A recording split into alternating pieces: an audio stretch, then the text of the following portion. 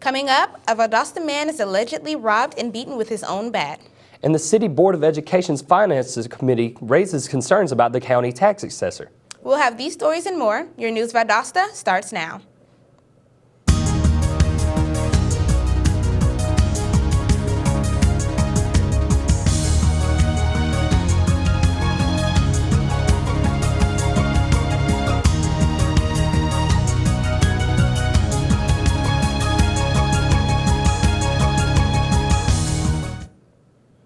Welcome to News Valdosta. I'm Chandler Wilkerson. And I'm Najari Mathis. Police are currently looking for 3 suspects who reportedly robbed a man, then beat him with his own bat after the victim returned to the crime scene to confront them.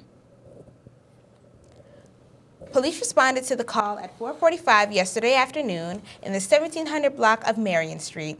The alleged victim reportedly got into an argument with an unknown man before being robbed, according to Lieutenant Carrie Williams. The victim then reportedly went to retrieve a baseball bat and returned to the scene where the bat was taken from him. When the man's stepfather arrived on the scene to help him, reports say that he was also assaulted. An investigation into the incident is still underway. Valdosta's Board of Education Finance Committee Chairman Warren Lee has criticized the county's tax assessor. Lee told the City School Board Monday that the Lowndes County assessor has been irresponsible with taxpayer money. Lee complained that the tax assessor's office prevented Lowndes County and the City of Valdosta from adopting millage rates by taking too long to resolve erroneous tax assessments. Later, the school board's finance committee discussed the adoption of a millage rate that will not change from just under 17%. Police are searching for a suspect who allegedly cut a man while walking through his yard this past Sunday. Police responded to the call in the 500 block of East Magnolia Street. The victim reported that he found an unknown man cutting through his yard.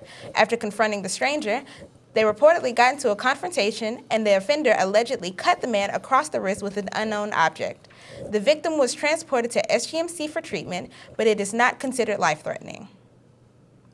Lowndes County citizens have until October 30th to cast in their early votes for the 2015 local elections.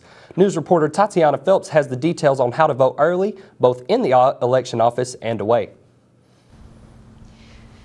Early voting is in full effect, and Lowndes County citizens are taking advantage of the opportunity to get their votes in before the November 3rd election. In order to participate in this year's election, you must first be registered. This can be done online or by mail. You must also be a citizen of the United States, be a legal resident of Georgia, be at least 18 years of age, and must not currently serve a sentence for a felony of moral turpitude.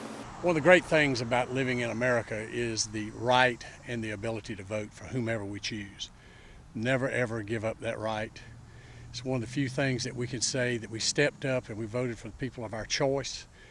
And if you don't vote, then you shouldn't have a whole lot of fussing to go about when people ask you what's going on in this country. Citizens can check their registration status, absentee ballot status, a sample ballot, or find their polling location by visiting the My Voter page.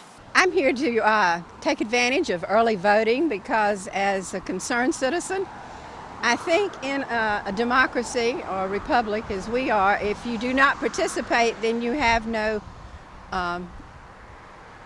ability to criticize, because you need to take part in the process, whether you want something accomplished or whether you see something that needs changing. If you are unable to vote at the election office or do not have transportation, you still have 2 options. Citizens can request an absentee or advance ballot by mail if they are unable to vote in person. Those who do not have transportation can call for a free ride to the county voting polls. Whether you decide to vote early or on General Election Day, get your votes in and don't forget to grab a voting sticker as well. With News Valdosta, I'm Tatiana Phelps. Lowndes County is on track to roll back its millage rate to prevent a tax increase. The Lowndes County Commission has called a meeting for 10 a.m. on October 30th to set its millage rate. The City of Valdosta, however, has indicated it will not roll back its millage and will effectively increase the amount of taxes they collect. The City of Valdosta plans to adopt its millage for the 2015-16 fiscal year at its November 5th meeting. No change in the millage rate is expected to be made. The city's millage rate is just over 6 mills, which went up from 4 mills last year. The city will hold 3 public hearings before the millage is finally adopted. One meeting at 6 p.m. on October 29th and 2 meetings at noon and 5 p.m. on November 5th. All meetings will be held at City Hall. After the break, the Georgia Department of Public Health receives an award for its work with lowering state's preterm birth rate. So stay tuned.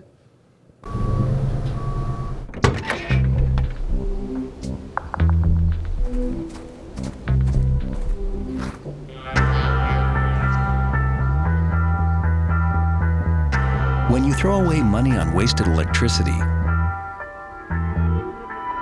you're throwing away everything you could have bought with it. Saving energy saves you money. Learn more at energysavers.gov.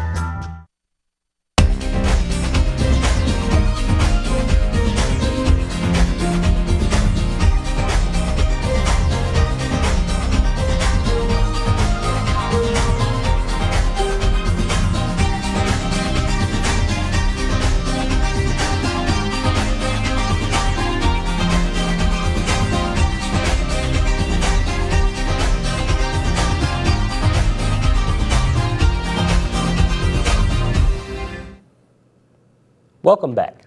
The Georgia Department of Public Health has earned the March of Dimes Virginia APGAR Award for lowering the state's preterm birth rate.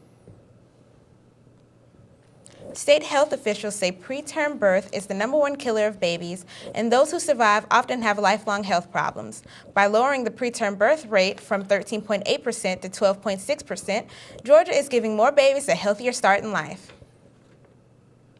The Office of Health Promotions at Valdosta State University is offering a rape aggression defense training session on October 27th through the 29th.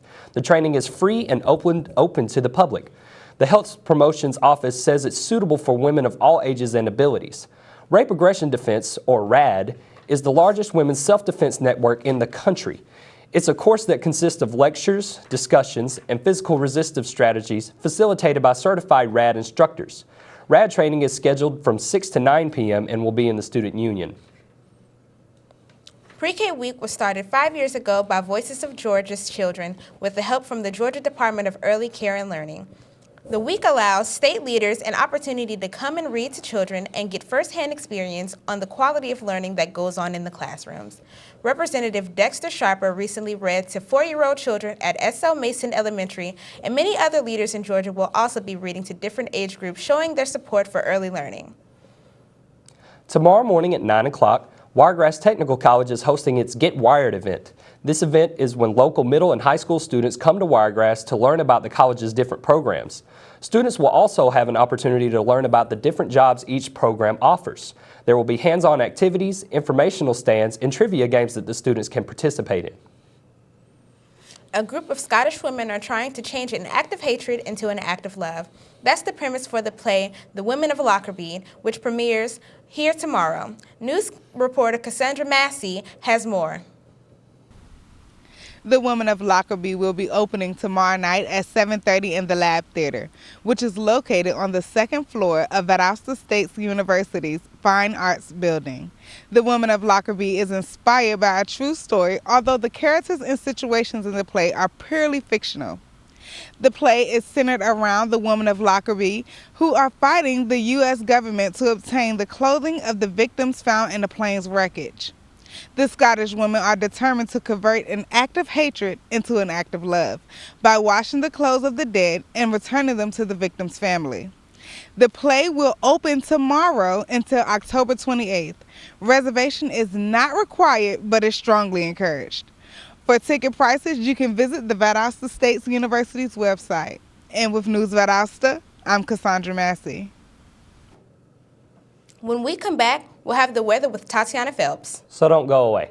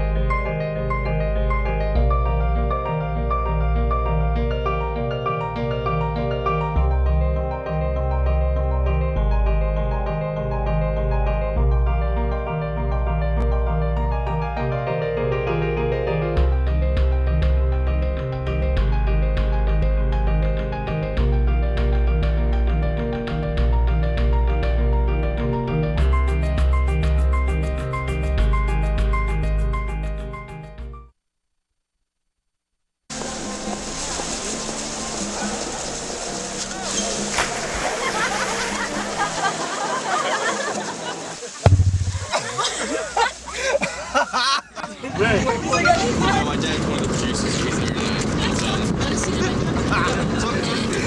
Bring this sweet.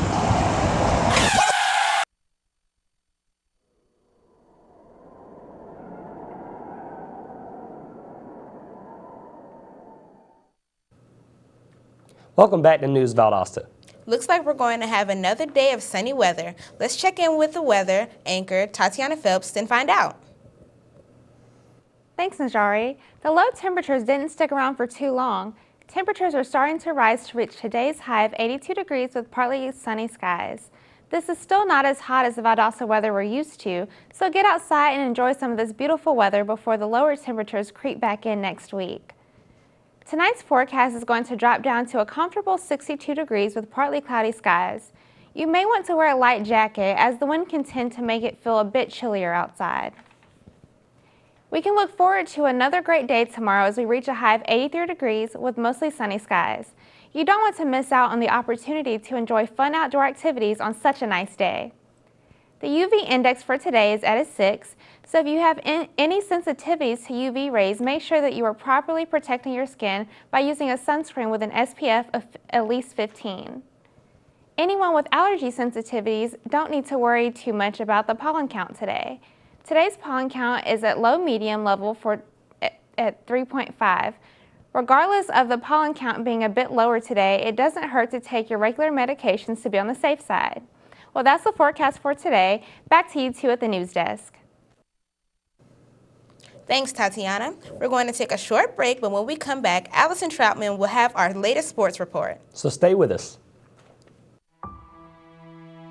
In 1977, in Johannesburg, South Africa, an 8-year-old boy picked up the game of golf from his father. By the age of 9, he was already outplaying him. The odds of this gentle lad winning the Junior World Golf Championships at the age of 14, 1 in 16 million. The odds of that same boy then making it to the US and European Pro Golf Tours, 1 in 7 million. The odds of the Big Easy winning the Open Championship once and the US Open Championship twice, 1 in 780 million. The odds of this professional golfer having a child diagnosed with autism? 1 in 110. Ernie Els encourages you to learn the signs of autism at autismspeaks.org. Early diagnosis can make a lifetime of difference. So, I just moved in with this family, and it's embarrassing. The little one, he likes to go outside and crawl around in the giant litter box. I don't know what he's doing. I mean, I was born and I knew how to use the litter box. Look at that. That's disgusting. Oh, poop already. You're making me nervous. Oh, okay, I can't look at this anymore. I really hope he grows out of this, for his sake. Welcome back. Now it's time to check in with Allison Troutman for today's sports report. Allison? Wintersville is around the corner, and the Lowndes Vikings have a week off before they have to face their crosstown rival, the Valdosta Wildcats, in the biggest game of the regular season.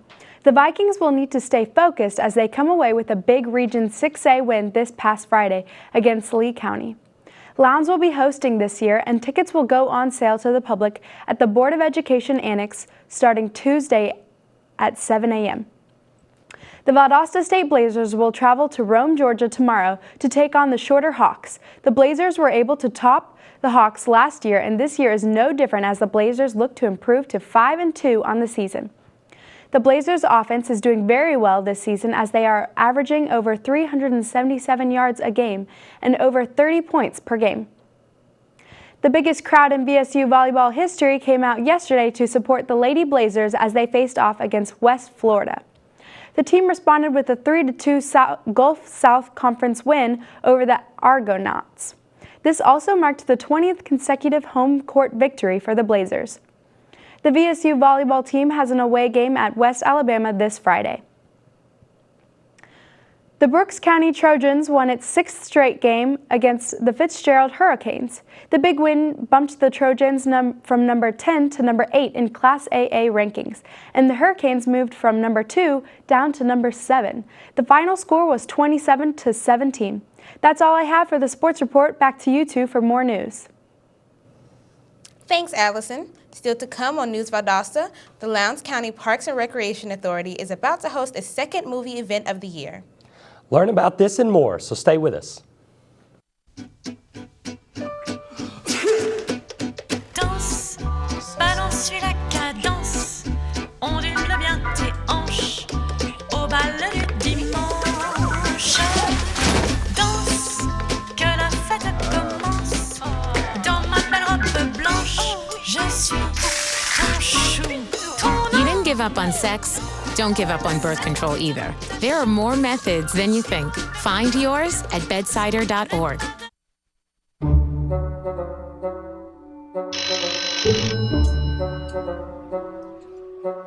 It's the Odridic phone. I didn't even think these things worked. Hello? Oh, it's for you.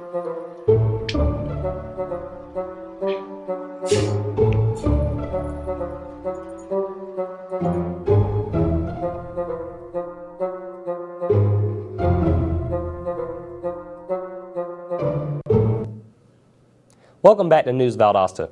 If you're a film fan, you need to know that the second in the series, Movies in the Park, will be held this Saturday. The Lowndes County Parks and Recreation Authority will host its second movie event of the season at the North Lowndes Park. For more information on the start time and the movie, go online to VLPRA.com. The VLPRA wants you to come out and enjoy a movie with family, friends, and fellow community members. It's National Friends of the Library Week. Over the last 5 years, the South Georgia Regional Library Friends organization has donated more than $176,000 to libraries in Eccles and Lanier counties, as well as the 5 Lowndes County libraries.